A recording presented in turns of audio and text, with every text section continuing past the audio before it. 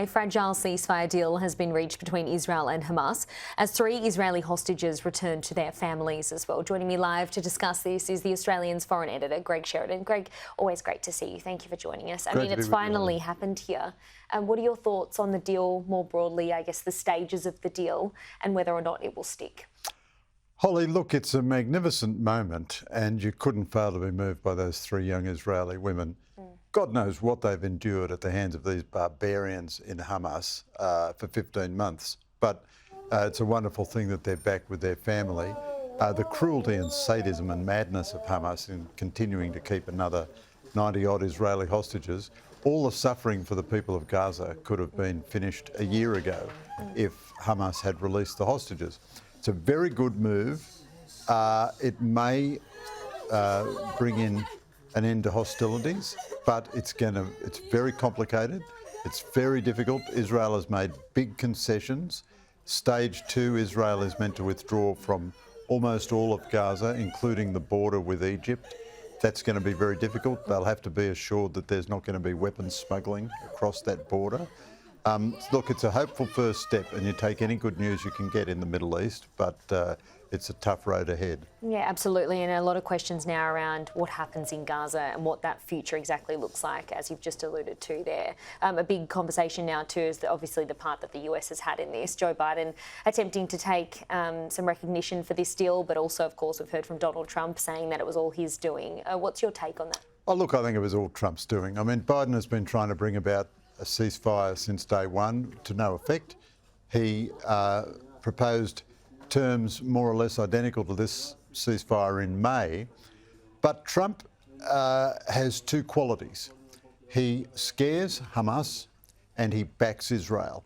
That gives him a lot of influence with Israel. You don't get influence in Israel by poking your tongue out at them and throwing rocks at them like the Albanese government does. You get influence with Israel by backing them. And Israel understands that Trump is the best backer they're ever going to get. So Trump's backing for this deal, in a sense, gave Netanyahu the political room to do this deal. And now a lot of people in Israel, they'll do anything to get the hostages back. But a lot of people in Israel are sceptical about this deal. They say you're going to withdraw from the border with Gaza and Egypt. That's where Hamas gets all its weapons from. You're going to let Hamas come back in charge. There's a lot of risk in this deal for Israel. Netanyahu could only do that under Trump.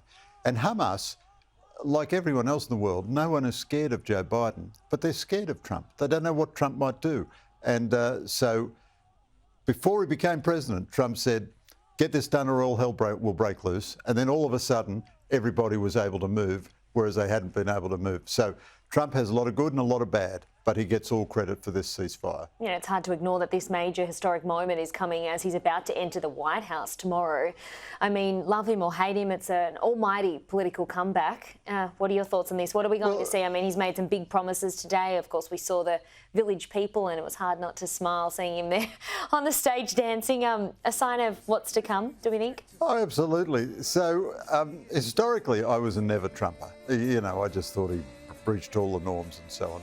But in office from 2016, he was actually pretty good on foreign policy and he was pretty good on American economic policy. Said a lot of weird things.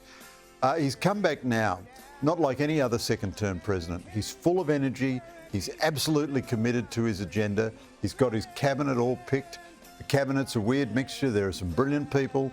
There are some conventional people. There are some MAGA, you know, America First nationalists, and there are some gargoyles and nut jobs. You know, it's the normal Trump mixture. But watching that rally today, it was incredible. There he is. He is 78. He was shot during the campaign. You know, a bullet grazed his ear. I think if that happened to me, I'd you know, take a week or 2 to kind of recover, you know. And he doesn't need to have rallies anymore. He's won the election. But he loves these rallies. And there were tens of thousands of people at the rally. Loads of people couldn't get in. Everybody wanted to get in. And there he was, talking his head off, dancing with the Village People. This is a presidency unlike any other. It's going to have good and it's going to have not so good. But I do think he's much stronger than Biden was or than Kamala Harris would have been, and that's got to be a net positive. Yeah, I want to get your thoughts on this. Obviously, TikTok is a big discussion point at the moment, and sort of, I guess that is a sign of strength and power there, coming in against China and basically saying, well, go 50-50 unless you won't have our market and you'll be losing out in the long run. It's worked, right? Yeah, so to be honest with you, Holly, I'm more ambivalent about this, and I'll have to see how the detail goes. So one of Trump's strengths is his strength. One of his weaknesses is the way everything is personalised. Now, Trump did really brilliantly on TikTok in the last election. He communicated with young people. As I say, he's 78, he's a New York property mogul. You wouldn't expect him to relate to young people. He did very well with young people by going on podcasts and by going on things like TikTok. But that shouldn't determine American policy.